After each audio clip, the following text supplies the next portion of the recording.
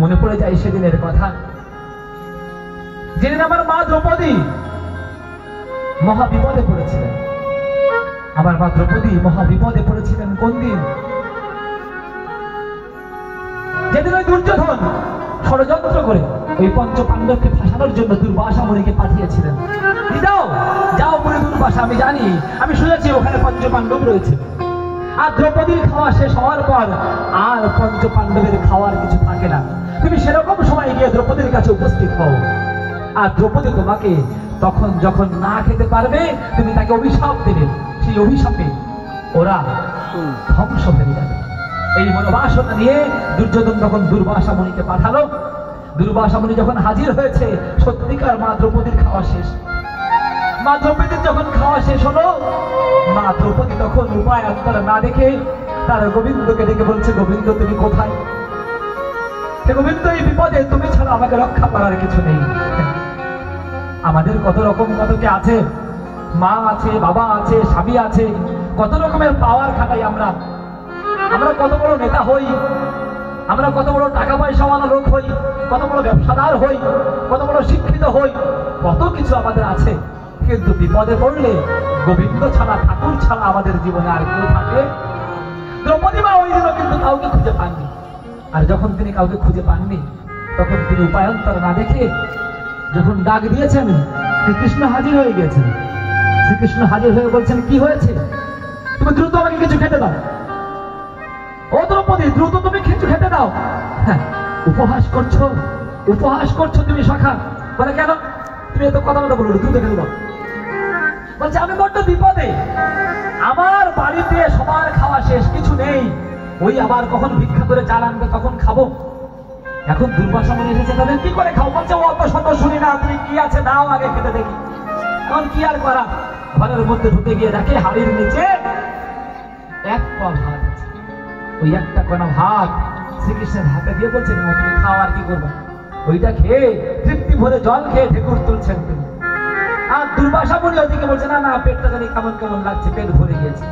তিনি একটা দানা খান, আর তাদের জগতের পেট ভরে যায়। তার জগৎ আমার বিপদের জগৎ। দ্রৌপদী বিপদে পড়েছিল, ওই একটা দানা তাকে দেওয়াতে তার বিপদ উদ্ধার হয়েছে।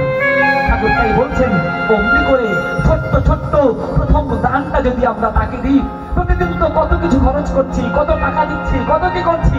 চিন্তা করে দেখুন, যে লোকটা ঘুম থেকে উঠে ইষ্টভীতি করে, সে সকালবেলায় উঠে কি করে? আগে সকালবেলায় উঠে আগে তার গুরুকে স্মরণ করে। ইষ্টভীতি করতে গেলে গুরুকে স্মরণ করা লাগে, তাকে স্মরণ না করে ইষ্টভীতি করা যায়? কোন মতে এমন বিধান দেওয়া আছে যে ঘুম থেকে উঠে স্মরণ করতে বাধ্য হতে হবে? মানে ইষ্টভীতি বাধ্য করতে আমরা। তার মানে আমি চাই বা না চাই, আমার গুরু ঘুম থেকে উঠে আমাকে জোর করে হলেও তার স্মরণ করাতে বাধ্য করছেন। দেখেন কেমন গুরু আমার। শুধু তাই না, তিনি বলছেন, তুমি তো সারাদিন কত কিছু খাবে। ওহে বালক, তুমি সারাদিনে কত কিছু খাবে, তুমি তোমার প্রথম নিবেদনটা আমাকে করে যাও। নতুবা তুমি জানো না তোমার সারাদিনের ওই নিবেদনের মধ্যে কত ভুল হবে। তুমি সারাদিন যা নিবেদন করবে, কিছু তোমার বউকে নিবেদন করবে, কিছু মাকে নিবেদন করবে, কিছু বাবাকে নিবেদন করবে, কিছু সমাজকে নিবেদন করবে। তুমি যাকে যা নিবেদন করো না কেন, কোনো নিবেদন তোমার সার্থকতায় পর্যবেসিত হবে।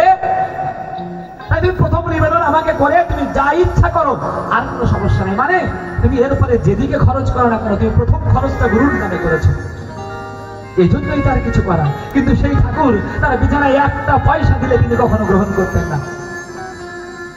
তেমন মানুষ নিজে হাতে তিনি কখনো টাকা নিয়েছেন এমন দেখা যায়নি। কোন একদিন ঠাকুর বিছানায় বসেছেন, বসেই ছটফট করছেন, ছটফট করে নেমে গিয়েছেন। বলছে কি ব্যাপার? বলছেন আমার কেমন জানি লাগছে। হঠাৎ করে একজন দেখে ঠাকুরের বিছানার কোনায় কে একজন প্রণাম করে একটা প্রণামী দিয়ে রেখেছে। ওই টাকা না তোলা পর্যন্ত ঠাকুর বসতে পারেননি। তো তিনি তাই তিনি বলতে পারেন, মানুষ আপন টাকা পাওয়ার, যত পারিস মানুষ ধর।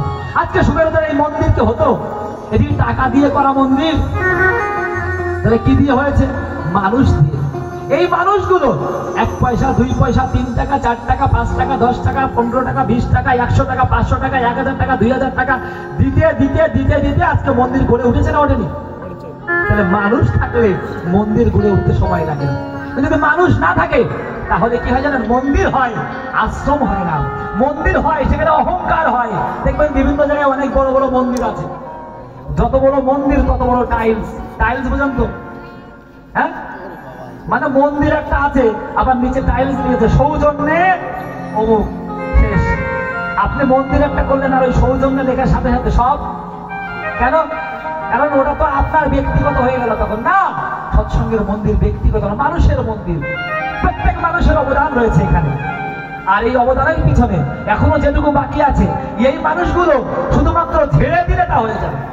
খুব বেশি কিছু করা লাগবে না, শুধু পকেটটা যাওয়ার সময় ঝেড়ে গেলেই হয়ে যাবে। এই মন্দিরের জন্য স্বর্ণ মন্দির হয়ে উঠবে একদিন।